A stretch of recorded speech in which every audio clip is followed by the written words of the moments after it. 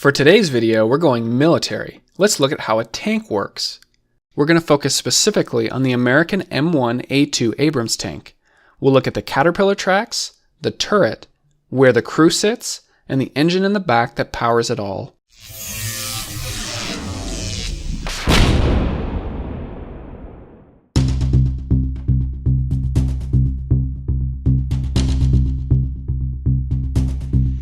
The M1 Abrams tank was introduced in the year 1980.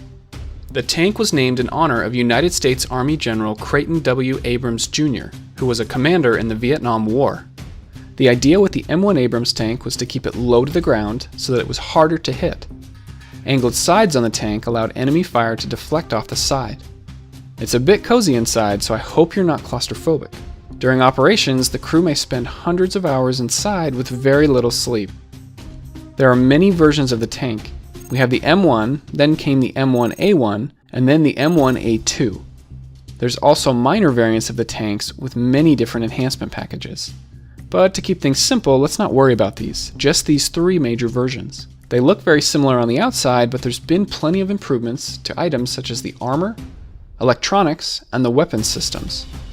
Each new version is generally heavier and slower, but the increased tech makes up for it. For the rest of the video, I'm going to focus specifically on the M1A2 Abrams tank, though some of what I'll say will be true of the previous versions as well. Let's look at some specs. The height is 8 feet, the length is 32 feet, and the width is 12 feet. For comparison, here's the size of a person. This tank weighs a whopping 68 US tons. That's equal to the weight of about 35 cars. Even with all of that weight, the tank is capable of speeds of up to 42 miles per hour. It has a fuel capacity of just under 500 gallons. Again, just for comparison, most cars can only hold about 16 gallons. But tanks need all of that fuel because they only get about 0.6 miles per gallon compared to the average car, 25 miles per gallon. So it's a gas guzzler, but it's heavy and powerful. Let's look at some of the features of the tank. We have the caterpillar tracks, the wheels, there are 7 on the ground on each side, the main body, which is called the hull, and the turret, which is the part that spins on top and holds the weapons and other equipment. The engine is housed in the very back. The tank holds a crew of 4. 3 of them are inside the turret, and 1 of them is way up front. Now that we're familiar with the outside of the tank, let's look at more specifics, and we'll start with the caterpillar tracks. These are sometimes called tank treads. They are made of steel with replaceable rubber pads. There are 7 road wheels on each side of the tank, a raised idler wheel in the very front, and the drive sprocket in the back. This one has gear teeth on it, and it's the only one that's powered by the engine. It moves the entire track along. The other wheels spin freely as the tank treads move past it. The road wheels also have suspension built into them.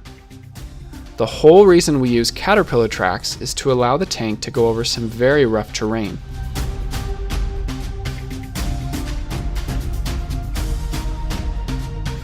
Most barriers don't pose any problem for the tank to pass.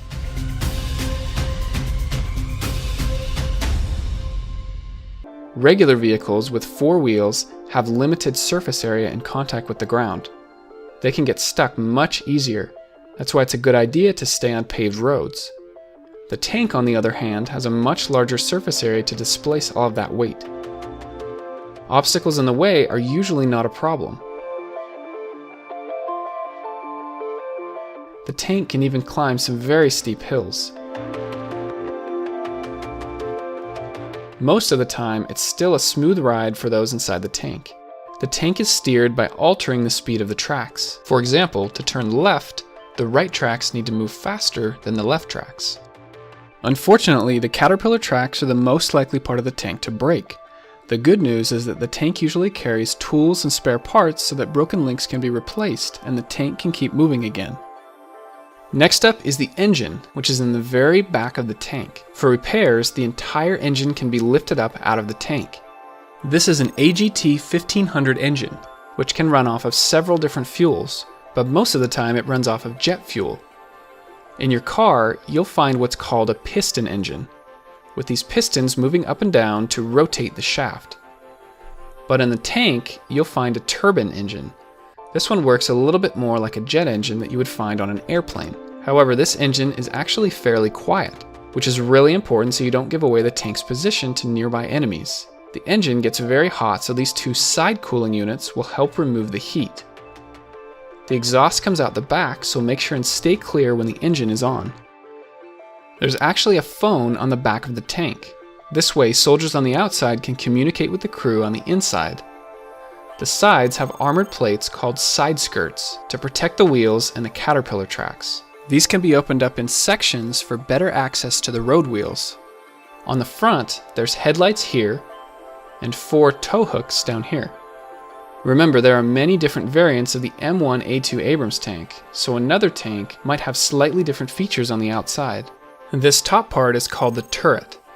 It can rotate all the way around in about 9 seconds. This is the main gun, which is a 120mm smoothbore cannon. This means that the shells or ammunition are 120mm, and so is the bore, or the hole, that it goes through. The shells leave the barrel at about 3,500 miles per hour.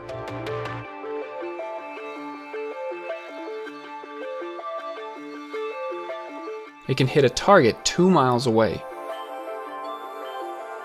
The automatic stabilizers allow the gun to stay locked on targets even while going over rough terrain. This way, the driver doesn't have to stop every time the tank needs to fire. The tank can even spin in place while the main gun remains locked on target. Right next to this is the smaller coaxial machine gun.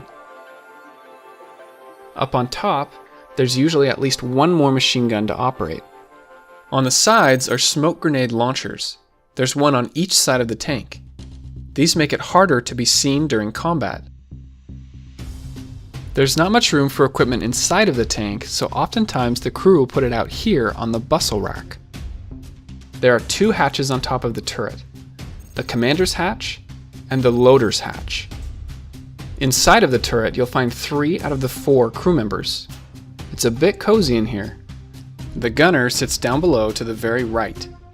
The commander sits directly behind the gunner. The loader is off to the left of the main gun.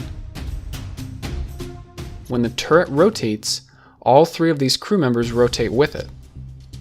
Underneath here, this is called the turret basket. The seal between the turret and the hull is so good that it can protect the crew inside in case of chemical or nuclear warfare. A few more things I want to show you about this tank. The commander can see 360 degrees around the tank through the viewing ports. The shells for the main gun are stored in a large compartment on the back of the turret. The loader can then open up an access door, grab a shell, and load the main gun. This must be done quickly during combat situations. If any of the ammunition is ignited, the panels on top are rigged to blow off so that the explosion goes up instead of into the turret where the crew is located. The driver sits up at the very front. There's a hatch up here that can be opened to go inside. There's not much room up here either, so the driver has to lay back in the seat. The controls are up here, and 2 brake pedals down here. There's no gas pedal in the tank, just use the 2 black handlebars for acceleration and steering. The driver also has periscopes that allow him to see a 120-degree field of view. Usually the driver enters through the hatch up front, but if needed, the driver can climb into the turret and then through a tiny door in the basket and into the seat. The United States isn't the only ones to use the M1 Abrams tanks. It's been sold to other countries such as Australia, Egypt, Kuwait, and Saudi Arabia. The M1A2 Abrams tank has been in use for almost 30 years now. At some point it may be replaced, but for now it continues to be the main battle tank for the United States military. My name's Jared and I create 3D animations on how things work. Visit my YouTube channel for lots more animations just like this one. Go ahead and click on the link here, or click below to watch another video. And thanks again to War Thunder. Download the game for free, just use my link in the video description below.